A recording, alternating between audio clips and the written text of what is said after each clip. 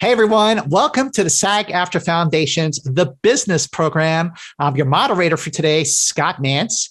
Now, before we get started and before we're joined by our guest today, just want to let you know that the SAG-AFTRA Foundation is a nonprofit organization that relies entirely on donations to provide emergency assistance and free educational programs to SAG-AFTRA artists. This conversation is made possible thanks to the generosity of our supporters. Now, over the past year, the foundation has given over $6.5 million in COVID relief to more than 7,000 performers. If you are a SAG-AFTRA artist and you need help, please ask. And if you can help, by all means, please give. Information can be found in the description of this video. Thank you for your support. And now, without further ado, the film is The VOYEURS, and it is dropping on Amazon Prime on September 10th. And wait till you see this movie. You've already seen it, so I'm very, very excited to have a conversation right now with writer-director Michael Mohan. Michael, congratulations. Welcome. Thank you. Thank you so much for moderating this. I so appreciate it. Yeah. Well, thank you for joining us. What a film, what a conversation we are going to have. I guess for starters, it always starts at the beginning. How did this come about for you? What was the inspiration? So I was a total dork in high school with super long hair, never had a girlfriend, never had a boyfriend. And so that kid would never, ever be able to comprehend that adult Mike would say the following sentence, which is, I wanted to make a movie that was really sexy. That was the impetus. And the journey started about 10 years ago. I was making, short films. I made this one film in 2011 called X-Sex, and then another in 2015 called Pink Grapefruit, where I wanted to use sex as story, where the plot moved forward, or character was revealed, or tension was built through the act of sex. Because oftentimes when you see it in a movie, it doesn't need to be, it's obligatory. You could cut it out of the movie. It doesn't need to be there.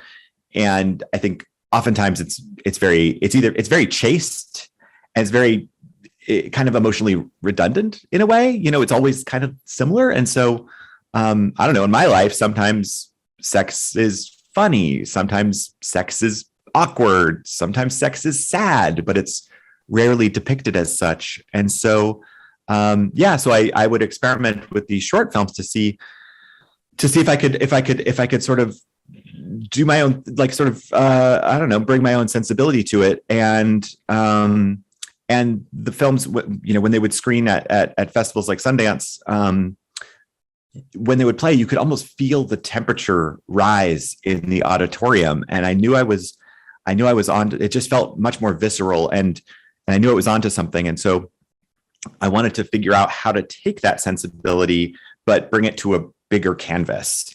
And it was around that time that I discovered sort of the lost genre of erotic thrillers, which I kind of describe as junk food that's secretly healthy for you, because they're so easy to watch, right?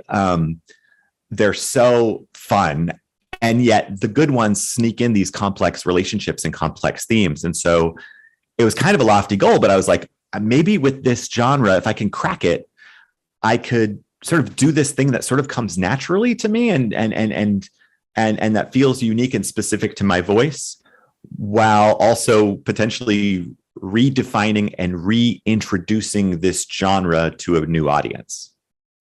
Okay, well, first I have to say, in terms of your goal to make a sexy feature film, all right, mission accomplished. Thank you. And your second goal, to bring back the erotic thriller, again, mission accomplished.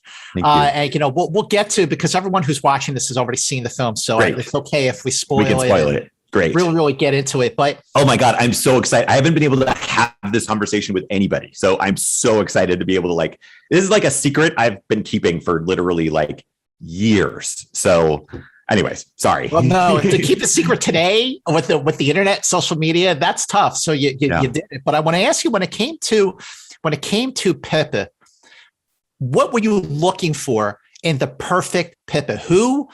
What did Sydney have that just made her perfect as Pippa? Yeah. So, well, this is a character, as you know, she makes this series of decisions that the audience may actively disagree on, and as this character sort of falling deeper and deeper and deeper down this rabbit hole, I knew I just needed someone very down to earth and relatable so that you're going to go on that journey with her, even if you think she shouldn't be doing it. Right. And I had actually worked with Sydney years ago on a show called Everything Sucks. And in that show, that was a long time ago, but I was like, oh, she is incredible. And we had only like really scratched the surface of what I knew she was capable of as an actor. And then since then, I've just been admiring her, like her arc on The Handmaid's Tale is so good. Cassie in Euphoria is iconic. Then suddenly, like, she shows up in Quentin Tarantino's movie, and so as a fan, I was like, I know this role is going to show a different side of the side of her that I sort of know, that the public might not know about. Just in terms of her, she is this relatable, down to earth kind of bookworm in a way. And I knew I could bring that she would just naturally bring that here. And it would show this giant range because of where the story takes her. But as a friend, I was actually really terrified to ask her to be in this movie because there are these scenes of intimacy, and I didn't want our past working relationship to cloud what is ultimately a very intensely personal decision. But she jumped right in, and we brought along the intimacy coordinator from season 1 of Euphoria, Amanda Blumenthal, to help with those scenes. And honestly, it was like her trust in me. I mean, it's something I just don't take for granted. It really spread to the rest of the crew and the rest of the cast, where even though we were making this incredibly intense movie, like the making of the movie was really kind of like anything but. I got to tell you, I have a whole load of questions here, and you just answered like 5 of them. Oh, great. But you know what? Because you brought it up, and because I agree with you. I mean, what Sydney has done with Handmaid's Tale, and I'm in the middle as we speak of watching White Lotus. Oh, awesome! Which is phenomenal. I have no idea where that's going, which is a good thing. I want to ask about just the conversation you had about the level of intimacy and about how game she was and how to go for it, having an intimacy coach, because that's something that a lot of people don't know. A lot of actors don't know about intimacy coaches. So tell us. Yeah, well, I just think, to take a teeny step back, I think in 2021, within the erotic thriller genre, I think a lot of these films haven't quite stood the test of time. And I knew that nowadays, I think one of the beautiful things about this current generation is people are a lot more empathetic. And I think the only way you can truly enjoy a scene of really effed up intimacy, like the ones in this movie. Yeah. I don't know if we could swear here. So the only way we can enjoy those scenes is if we know that the actors participating had, bulletproof consent and input. Right. And it's just, as a director, it's just the right thing to do. Right. It's just make everybody feel as comfortable as possible and in control of these sort of decisions. And so the conversations started before I cast her. When I sent out I sent out this little book that has sort of my MO behind the script. Along with the script, they get this PDF. And at the end of the PDF, I had a picture of the band Salt and Pippa and a little headline that was like, "Let's talk about sex." That sort of articulated my desire to not just abide by current intimacy protocols, but like that with this film, I really wanted to set a new bar. And so the actors sort of knew going in that, yes, if they were uncomfortable with scenes of intimacy at all, this wasn't their movie, and that's totally fine. Mm-hmm. But if they were comfortable, that we would be working together to make sure that this experience, that proper expectations were set and those expectations would be met. And that's honestly what we did. And Amanda Blumenthal, our intimacy coordinator, can speak to the ins and outs of this in more detail than I can. But from my perspective, everything is just about sort of removing myself from the power dynamic involved in sort of learning about what an actor is comfortable with or not comfortable with, because oftentimes actors, they want to please the director and they might say something that really their heart doesn't, want them to do, and my greatest fear would be for anybody to appear in a movie and then regret it later. And so, so anyway, I created this book that was like, well, here are all the scenes of intimacy that your character's involved in. Here's why they're important to the story for me. Here's why they're here's the intellectual design behind it. And here's what I'm thinking in terms of what we would see or not see. Here are some photos of some examples of some camera angles that I'm thinking. But again, this is the very, very, very beginning of a conversation. Amanda was then able to talk to the actors separately. She went off and had her meetings with them.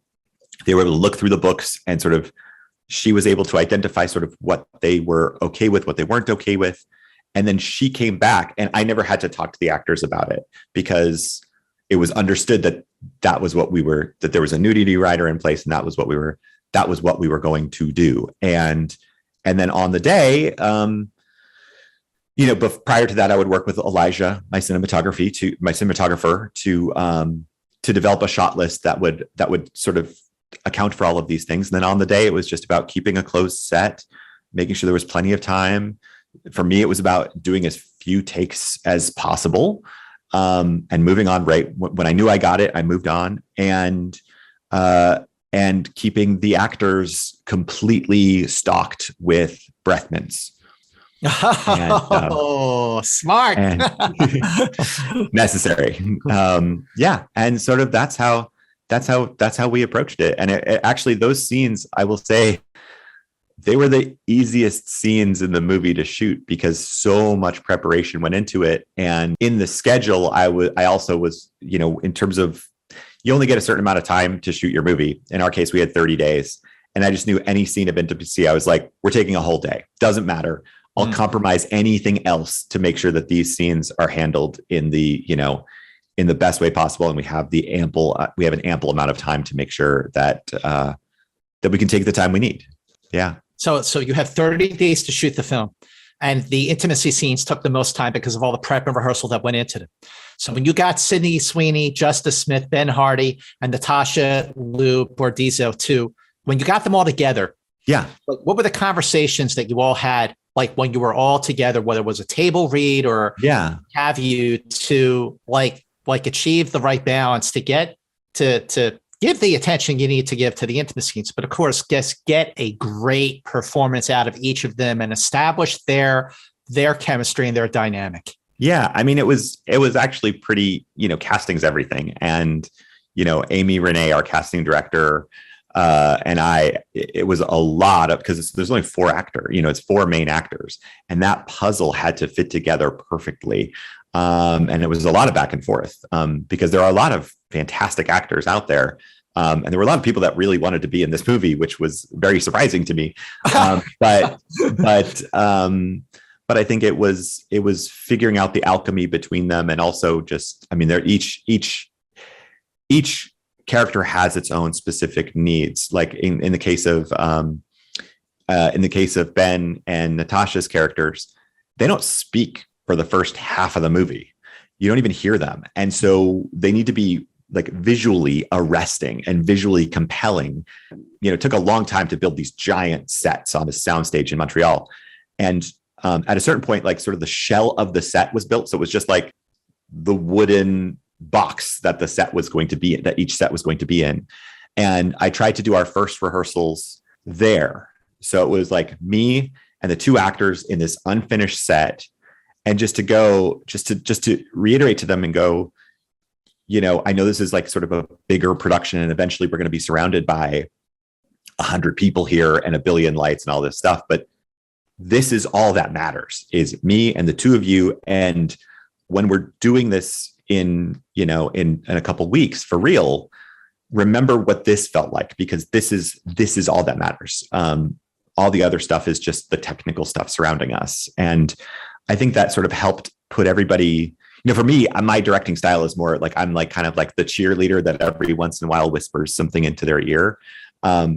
And it's sort of, and I like people. I don't want anyone to ever feel like they need to like get it right, that there's like a right and wrong way to do something, because oftentimes the right choice is the most surprising choice that no one would ever consider. And you can't get to a surprising choice unless everybody feels completely, comfortable and free to just like do something weird, or do something unexpected. And so I think that sort of just helped set the tone of like how this was going to go. And that even though this movie was incredibly technical, that there needed to be a looseness within the whole, we all needed to remain loose and fluid so that these performances could feel very lived in, and with all of these, odds and ends that you normally wouldn't see in a movie, that you don't really see in the, like, this genre technically doesn't have very loose performances, they're very mannered. And so I think that was something that sort of helps make it feel a little bit more fresh. Mm-hmm. Now, here's a question for you. So because you were doing this on a soundstage, a very impressive soundstage, I have to add, Thank you. Such a big set. Did you work with a choreographer to make sure the timing, like everyone hit their marks on time? Because I would think that you kind of have to do that with a film like this. No, we didn't have a choreographer. It was all mapped out in advance with myself and Elijah to some degree. So the technical challenge of these sets, I think, is something like that was already really, really difficult, because the first thing we had to do, and it was like the funnest challenge of the movie, I will say that. It's like one of the things I love. I love the technical side of filmmaking.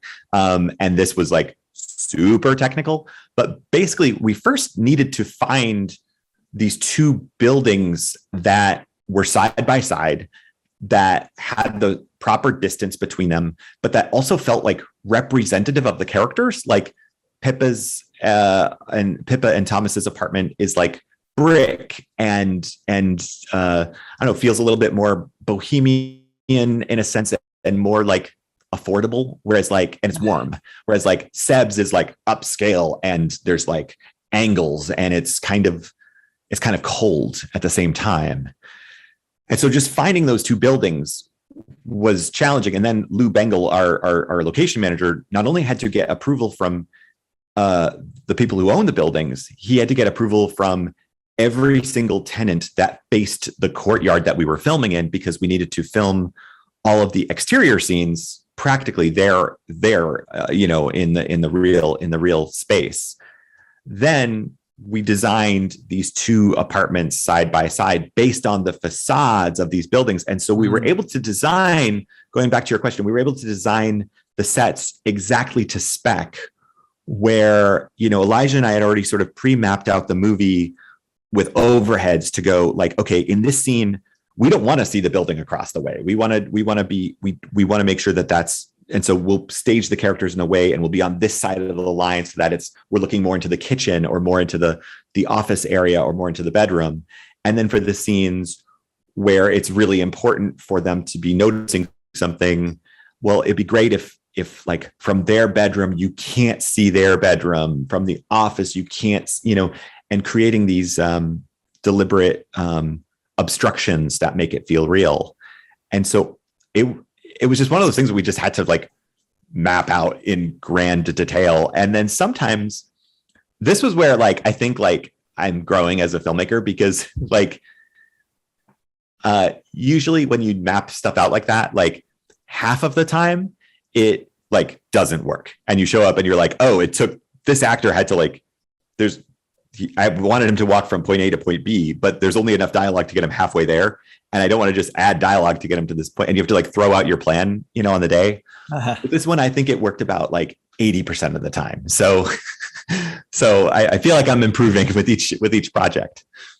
Well, let me ask you also, so based on how you found this perfect location, perfect buildings right across from each other, and then built the whole set, how much did you take a page in terms of inspiration from the master of suspense himself, Alfred Hitchcock, for Rear Window, both great movies, but Rear Window, in terms of mapping all that out? There's no better teacher than Hitchcock. Yeah. I mean, I think Rear Window is like that's like that he sort of spawned the genre of binocular POV movie, with that film. And obviously we looked at that. We looked at Rear Window. We looked at Brian De Palma's Body Double, just to see sort of, okay, how did they approach POV? And how can we innovate? Like, is there room for improvement here? Which I think we actually did with the our visual effects supervisor. His name is Gunnar Hansen, and he's not the same Gunnar Hansen that was Leatherface, but same name. But he developed a technology for an algorithm so that the binocular mat itself had these like reflective bits on the edges that interacted with the light that was coming through to make them feel a little bit more photorealistic. But yeah, we looked at all of those movies, and the other thing we wanted to do that those films did not do was make the sets feel like they were slowly getting closer and closer together as our characters were becoming more and more obsessed with the couple across the way. And so playing with distance and how focal length could create the illusion that they were closer or further apart. It just took a lot of time. It took a lot of time, and it took a lot of trial and error. But yeah, I mean, any movie that has people with binoculars looking through, you're always gonna be indebted to Rear Window. Of course, yeah. That definitely broke the mold. But also, because you had 30 days to film, so what kind of an actor's director do you see yourself as? How did you nurture their performances? How did you collaborate with these 4 actors to get something that might not even been on the page? And how, like, are you a 2 or 3 take kind of person, or however many it takes? Yeah. I mean, I think this film was really, every scene had its own unique challenges. With regards to Ben and Natasha, who are across, they were Seb and Julia, who are across the way. For a majority of their scenes, they were alone in that set, without any camera crew or anybody. We were all 100 feet away in the other apartment. They couldn't even see us. Mm-hmm. And every once in a while I would have to, this is not how I would normally like to direct, but it was how I had to, was I would have to deliver them, notes through a microphone. And what we quickly discovered with all of those POV shots is that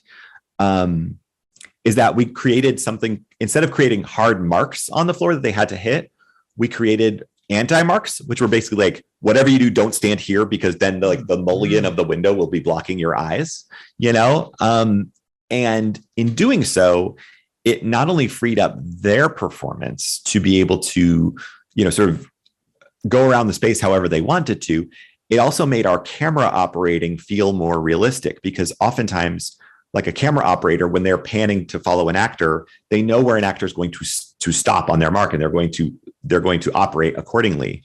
Here, if an actor was walking across the apartment, our camera operator would be following them, and then if they stopped, he would keep going, and then he'd have to pan back to find them again, which is what you would do if you had binoculars on. But like, I also just like it when characters feel like, I don't know, like real people, like people like me and my friends. And so, that was sort of the approach for Ben and Natasha, was just to like kind of stay out of their way. And then for Sid and Justice, they just had this natural chemistry that just happened.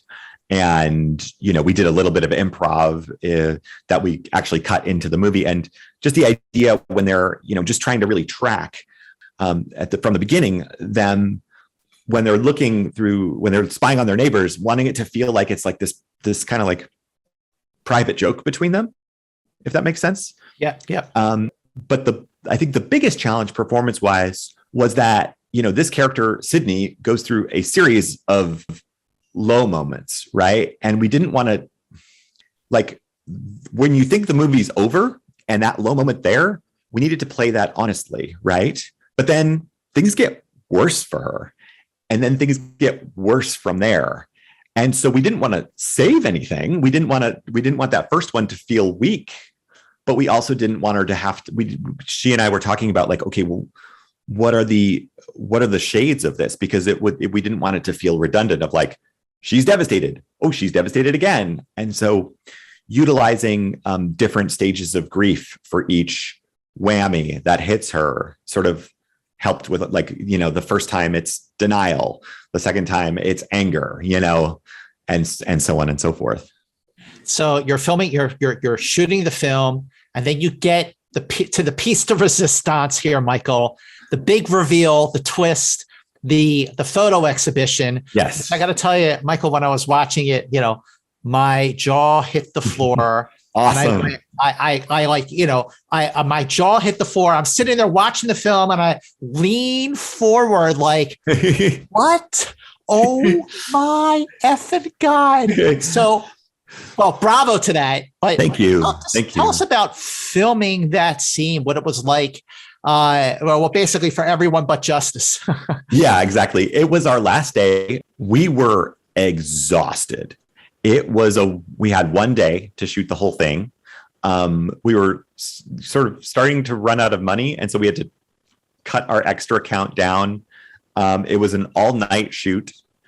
And what I just remember from that day was just being absolutely exhausted. And, but it was interesting. Like the main thing I was concerned about, honestly, on the day was, making sure that none of the background actors spoiled the twist for people in the future, which they were all so pro. Funnily enough, Ben and Tosh, I wonder if I can say this. I'm going to say this. Here they are. They've been like the lead actors in a whole movie. And they came up to me. They were like, we're kind of nervous about speaking up in front of a bunch of people. And I'm like, you've got to be kidding me. But they warmed up to it, and they were, they had already known, it was last day of shooting. They knew their characters, and we just had as much fun as we could, despite it being a really challenging day.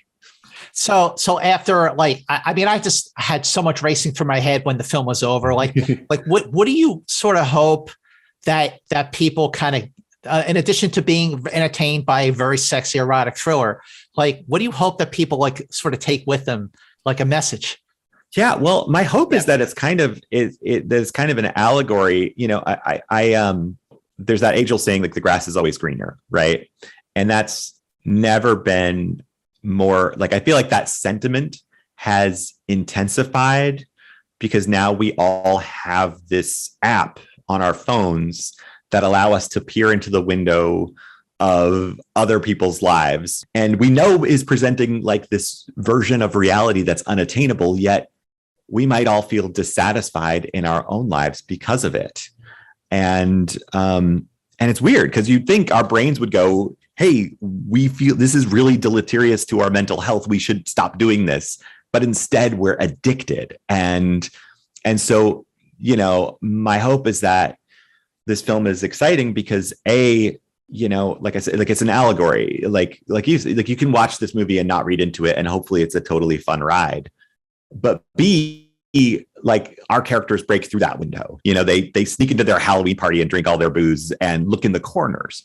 And what they discover is that the image of this, pristine, sexy, seemingly successful couple is actually quite broken and sad, which is also, and now that I can talk about spoilers, which is also reinforced even after the art show, where the power dynamic between these two people across the way isn't even what you think it is when the truth is revealed, that actually one of them is quite sensitive and the other one is completely malicious. She is the femme fatale, as she says earlier in the movie.